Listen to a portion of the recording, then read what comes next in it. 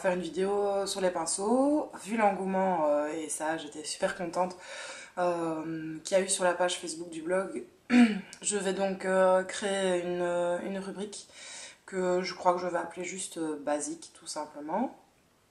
Il y a le chat qui s'incruste. Voilà, je vais l'appeler basique tout simplement parce que moi ça fait 5 ans, 6 ans, 5 ans je pense.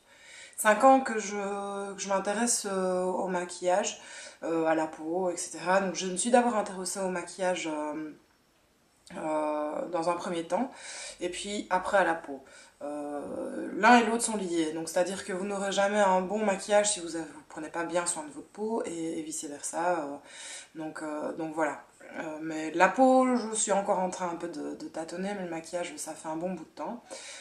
Et que je me suis rendu compte que j'avais plusieurs amis ou des lectrices qui me posaient des questions vraiment sur des choses de base, qui pour moi me paraissent maintenant essentielles, et, enfin normales, mais qui ne le sont peut-être pas pour d'autres. Tout simplement parce que ben voilà, je me suis renseignée, je regarde énormément de vidéos sur YouTube, enfin je passe quasi tout mon temps libre à faire ça en plus du blog. Qu'à force d'en voir et d'en voir, j'ai appris pas mal de choses. J'ai aussi, il y a peut-être des lectrices qui me regardent et qui s'en souviennent. On est allé aussi une fois faire des real techniques, non, des techniques chez MAC du temps, il n'y en avait pas encore à Liège. Donc il n'y avait pas encore de MAC à Liège, on avait fait ça à Maastricht, on avait organisé ça avec plusieurs lectrices du blog, c'était vraiment très sympa. Où j'ai appris aussi moi-même pas mal de choses. Et donc voilà. Donc me rends compte seulement maintenant que ouais, ce serait peut-être bien de faire un truc juste sur les bases, le B à bas. Donc voilà. Ici, je vais commencer avec les pinceaux. Il y a une chose d'abord que j'aimerais vous dire, c'est que ce qui est important, c'est tout d'abord l'hygiène.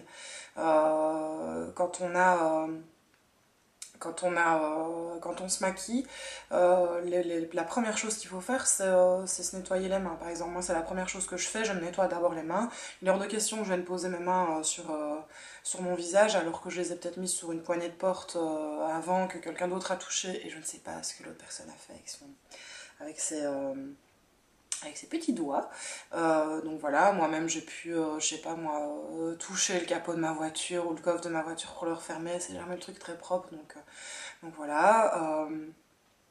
L'hygiène est très importante. D'un autre côté, elle est très importante par rapport aux outils que vous utilisez.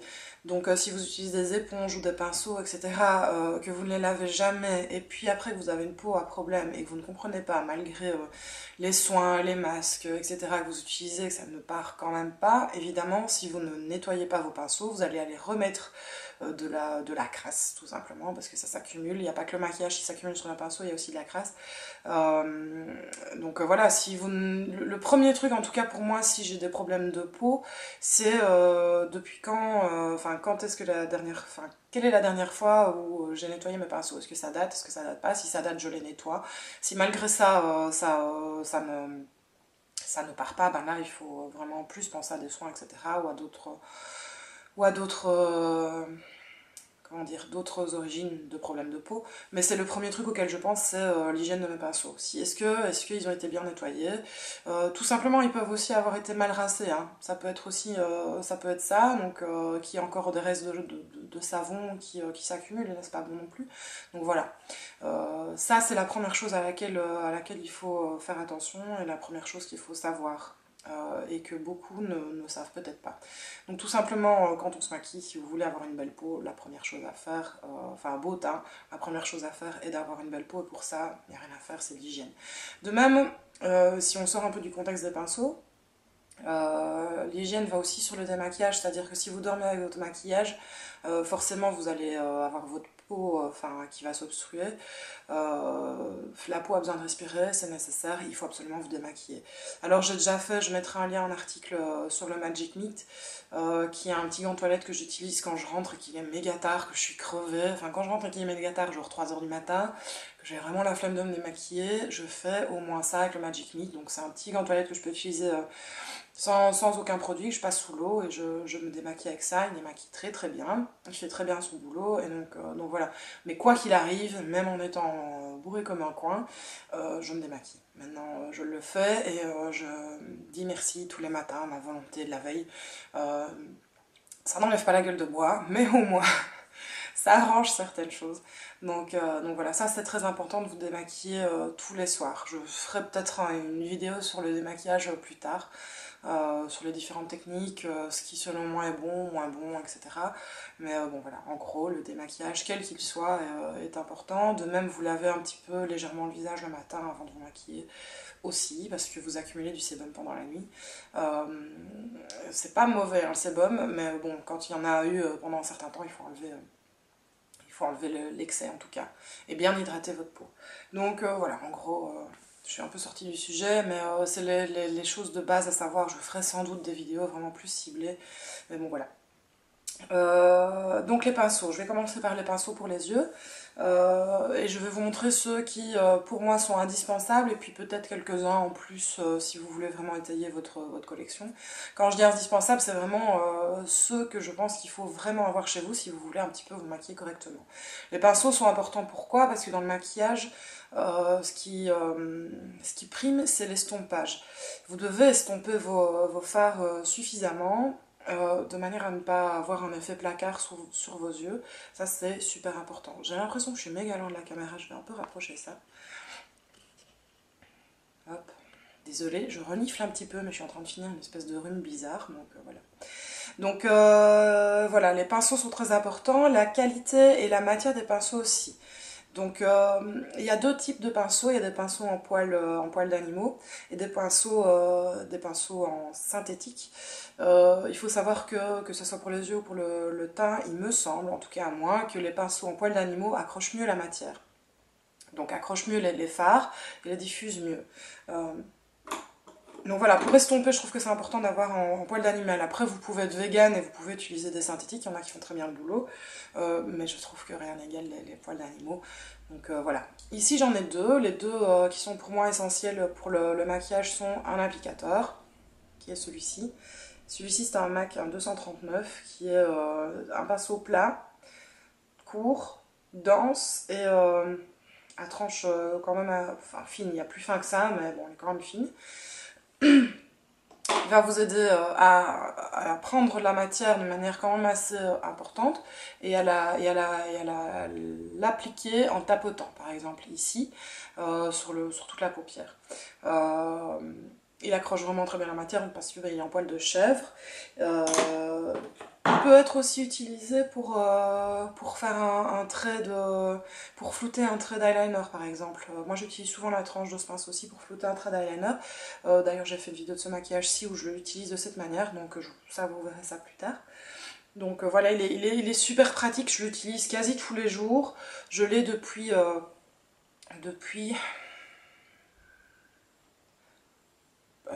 plus de 6 ans. Je l'ai depuis plus de 6 ans, il ne bouge pas. Pareil, il est génial, je le nettoie pourtant tous les jours. Je lui fais un nettoyage plus profond toutes les 2 semaines plus ou moins, mais il est nickel. Donc voilà, il y a aussi donc l'estompeur. Donc celui-ci c'était le 239, donc de chez MAC. Celui-ci c'est un 217, qui est un estompeur en poil de chèvre aussi si je ne me trompe pas. Comme vous voyez, il est plus comment dire, souple. Tout aussi dense, mais beaucoup plus souple, et il sert à estomper ici, dans l'arcade par exemple, enfin venir, donc soit appliquer et en estompant pour avoir un effet plus fumé si vous voulez, plus flouté, plus fondu dans le maquillage, ou alors vous pouvez l'utiliser tout seul, enfin je veux dire sans rien, pour estomper ce que vous avez appliqué avec le 239, pour venir vraiment estomper ici. Voilà, ce pinceau est génial, pour moi c'est un must-have. J'ai un Real Techniques donc, qui ressemble à celui-ci en poil synthétique. Il n'y a que celui-ci qui estompe vraiment très bien. Je pense qu'il y a des dupes chez Zoeva, de celui-ci et du 239, qui sont vachement moins chers que les MAC. Je les ai pas essayés, ça fait un an que je le dis que je vais les acheter, voilà. Donc un jour ça se fera. Qui peuvent être bien. Donc je ne m'avance pas sur les Zoeva, mais je suis quasi sûre qu'ils sont vraiment de très bons dupes pour ceux-ci. Pour moi, c'est les deux, voilà. Si vous devez en acheter, faire un investissement, c'est ces deux-là d'abord. Et je pense qu'ils coûtent entre 20 et 30 euros la pièce. Je sais bien que c'est un peu cher, mais je les ai tous les deux depuis 6 ans et ils n'ont pas bougé, ils sont géniaux. Donc voilà. Si vous voulez étoffer un petit peu plus votre collection de pinceaux, vous pouvez aller pour le 263 de chez MAC, qui est une angle brush, qui est très très très, là on est vraiment dans le fin. Il est génial parce que moi je l'utilise pour faire mon trait d'eyeliner. Donc, hop, comme ça. Je mets vraiment l'angle de l'angle brush comme ça, paf, et je fais mon trait. Il est droit, il est nickel, pas besoin de plus. Et il est super fin aussi pour faire ici, appliquer d'un eyeliner gel. C'est super pratique. Donc voilà, moi je l'adore, j'utilise quasi tous les jours. Ici j'en ai pas, mais bon, je fais souvent des traits d'eyeliner. Donc voilà, celui-là est vraiment génial. Pour les clettes qui, comme moi, ne savent pas faire avec un pinceau tout fin leur ligne bien droite, ben celui-là, tac, il est déjà droit, il fait déjà l'angle. Il est parfait. Et alors, un autre que je trouve aussi bien, que j'utilise quand même beaucoup moins, mais qui est vraiment très chouette, c'est un pencil brush. Donc ça, c'est un pinceau crayon. C'est lequel? Le 219, je crois. Je crois que c'est 219. Et donc, il peut vous aider pour appliquer des touches de lumière ici ou sous l'arcade, en fait. Voilà. Ou aussi flouter un trait d'eyeliner, ou venir mettre un petit peu très finement de la couleur ici aussi. Il est génial pour ça. Donc voilà, ça c'était pour les pinceaux pour les yeux. Ce qui est important aussi à savoir, en tout cas avec le 217, donc l'estompeur, avec celui-ci, c'est qu'il faut vraiment aller tout doucement, il ne faut pas appuyer le pinceau comme ça, il faut vraiment aller vraiment sur le bout des poils. Pour estomper, je vais vous montrer, je vous ferai peut-être un close-up, enfin peut-être que vous le voyez pour l'instant, pour vous montrer comment estomper correctement une ombre à paupières avec celui-ci. Donc voilà, ça c'était pour les yeux. Donc voilà, on va passer au teint. Au teint, j'ai un peu de tout. J'ai un MAC, on va commencer par le teint. Donc il y avait à la base beaucoup de MAC qui m'intéressaient, et puis entre temps il y a les Real Techniques qui sont sortis. J'utilise donc pour le fond de teint deux ou trois types de pinceaux.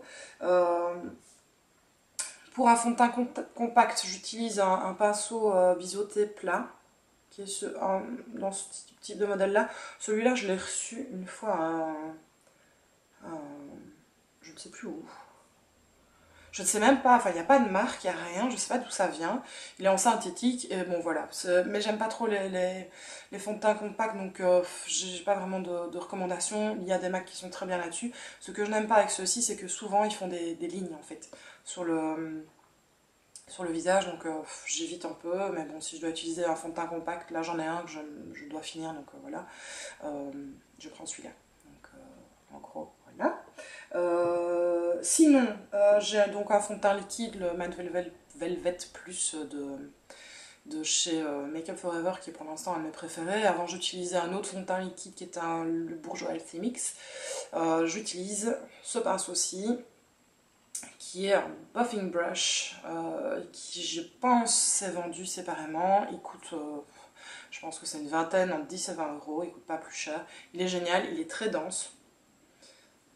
Et il est génial parce que je trouve qu'il donne un fini airbrush, donc c'est-à-dire un fini beaucoup plus léger, plus naturel et pas placard, quoi. Ça j'adore vraiment. Si vous avez envie d'une autre manière d'appliquer le fond de teint, vous avez aussi des stippling brush. Ce sont des duos fibres en fait. Donc, vous avez deux niveaux ici de poils. Vous en avez un plus court au niveau du noir et des plus longs au niveau du blanc. Donc il y a deux niveaux de poils. Il est utile aussi pour le fin à joue. Parce que ce qui est intéressant dans les pinceaux qu'on appelle duo fibre, c'est que vu qu'ils ont deux niveaux de poils, donc deux hauteurs, ils vont prendre moins de matière et la diffuser plus facilement. Donc si vous avez un peu peur d'utiliser trop enfin que ça soit trop vif, vous pouvez utiliser des pinceaux comme ça vous aide. Je préfère quand même, en tout cas en ce qui concerne les blushs, je préfère le MAC. Voilà, il est plus doux, il est plus mou. Celui-ci, il est beaucoup plus dense. Celui-ci vous permettra de mieux gérer comment dire, votre dose. Par contre, je ne sais plus quel numéro c'est complètement effacé, donc je vous mettrai ça en info, en barre d'infos. Mais voilà, celui-là est génial aussi. Pas moins pour le teint, celui-là. Celui-là ira quand même pour le teint. Donc voilà. Donc voilà, ça c'est juste pour le teint. Vous avez eu un petit aussi sur le blush. Toujours chez Real Techniques, si vous avez envie d'appliquer votre anti-cerne ou votre correcteur autrement qu'au doigt, vous pouvez utiliser celui-ci qui est en vente dans un kit pour les yeux. Celui-ci est génial. Il s'appelle quoi? Deluxe Crease Brush. Et il est génial pour étaler l'anti-cerne sans faire ce qu'on appelle keiki. Donc keiki ça veut dire placard en fait. Ça aide vraiment à donner un fini plus naturel, plus aéré et vraiment bien étalé. Il est quand même bien dense. Hein, donc, mais il se laisse, je sais pas, il est souple, il est sympa celui-là, moi je l'aime bien. Il est quand même tout doux, enfin, il ne me fait pas mal, donc voilà. Donc, il est chouette.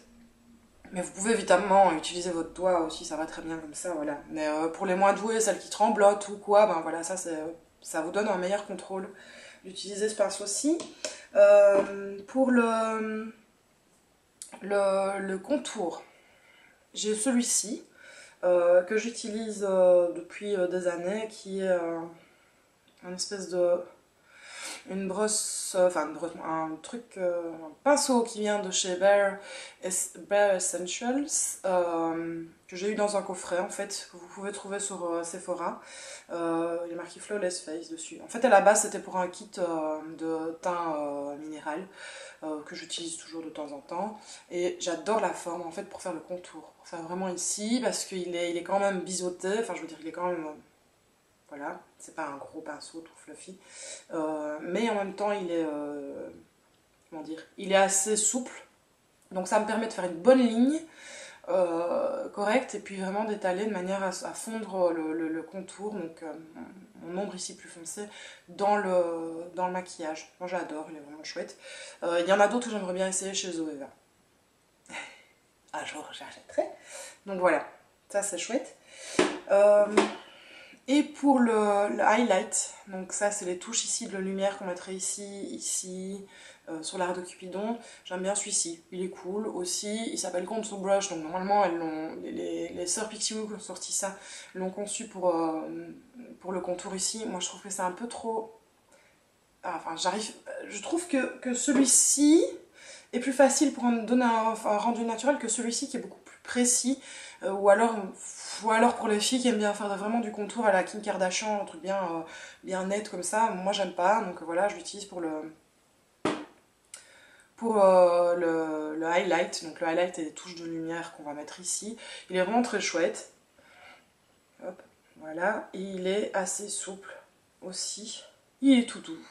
Donc voilà, hop.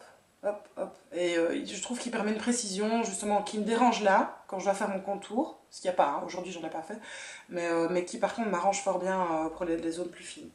Et puis finalement, quand vous mettez votre fond de teint et que vous mettez forcément de l'anti-cerne, c'est quelque chose de crémeux qu'il faut généralement poudrer, surtout si vous avez une peau grasse, histoire de faire tenir ça pendant la journée.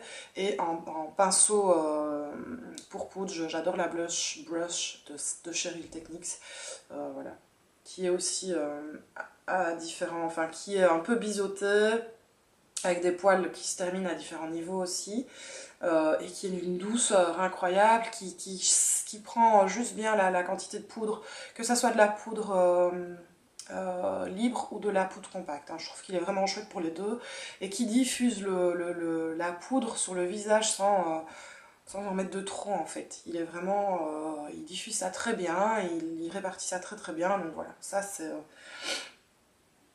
pour moi c'est il est vraiment chouette. Et je crois qu'il coûte pas plus de 20 €. Je crois que tous les... non, je crois qu'il coûte pas plus de 20 €. Et alors ces deux-là, je pense que je les ai eu dans un kit. Je crois qu'on peut les acheter qu'en kit. C'est un kit pour le teint. Voilà, de chez Real Techniques. Il y en a d'autres avec, qui devaient être avec. Et qui doit aussi être aux alentours de 20-30 €. Donc voilà, il faut savoir que les Real Techniques sont des alternatives pour moi, en tout cas au MAC, qui coûtent vachement moins cher, parce que j'avais regardé un pinceau comme ça chez MAC qui m'intéressait, le même genre, et je crois qu'il coûtait 60 boules tout seul. Donc, voilà, celui-là il fait très bien son affaire, il coûte la moitié du prix, au moins. Donc voilà, je crois que c'est tout. Évidemment, j'en ai plus que ça, tout simplement parce que des fois j'ai la flemme de nettoyer. Donc comme ça, j'en ai en backup des propres et je nettoie les autres quand j'ai le temps. Voilà. Donc ça, c'est intéressant. Je vais essayer de commander ceux de chez Zoeva pour vous dire quoi, parce qu'il y a vraiment des formes aussi très intéressantes. Voilà, mais en gros, à retenir, voilà, il y a les synthétiques, les non synthétiques, enfin en poil. Les poils d'animaux, je pense, accrochent mieux la matière. Le seul petit inconvénient des poils d'animaux, c'est qu'ils peuvent un petit peu faire mal. Donc ils peuvent un peu piquer, si vous voulez, quand vous faites vos yeux, ça dépend un peu de ce que vous avez acheté, de quelle marque vous avez acheté, etc. Voilà, c'est le seul inconvénient, mais sinon, par ça, pas grand chose. Donc voilà, j'espère que vous avez appris pas mal de choses et je vous revois très vite pour le tutoriel de ce maquillage-ci. Voilà, salut!